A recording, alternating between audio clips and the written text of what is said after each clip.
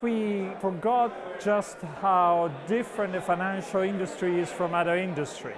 Before the crisis, we just did not understand how much power is delegated to financial intermediaries who are in the end making a very important decision for the economy, but also potentially creating a great risk.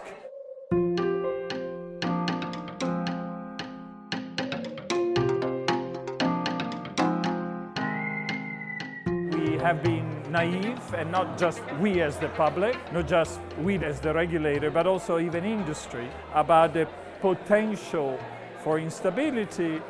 And in the end, is a fundamental question whether society wants an economy that has great runs and great crashes, or maybe less moderate phase of expansion and asset price appreciation and more stability.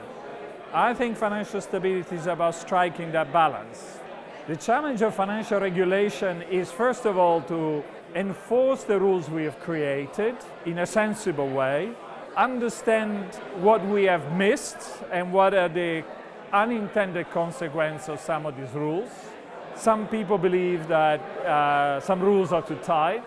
Many people think the rules will essentially try to contain risk, but essentially move it somewhere else. It is an important challenge to implement these rules in an efficient and forward-looking way. With the previous regulation, we just set rules and we assumed that there would be enough. The crisis has taught us that essentially the financial system evolves. So if you have fixed rules and you don't adjust them, the system will grow around them and somehow gradually undermine some of its logic. We think a lot of bank regulation is about giving banks enough capital, and that's the simplest and most important thing. But the biggest problem that had been building up was essentially intermediaries were lending very long term and funding themselves in a very short and unstable way. This has grown considerably for more than 20 years, in part through the expansion of the mortgage market. We suddenly realized we did not understand well liquidity risk. And I have to say that regulations say basically nothing about liquidity risk until the crisis. It had been abandoned in the general belief that markets in developed countries always provide funding for banks.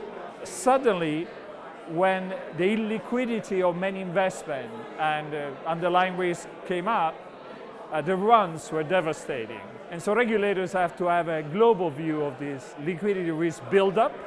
We have done considerable progress on bank capital.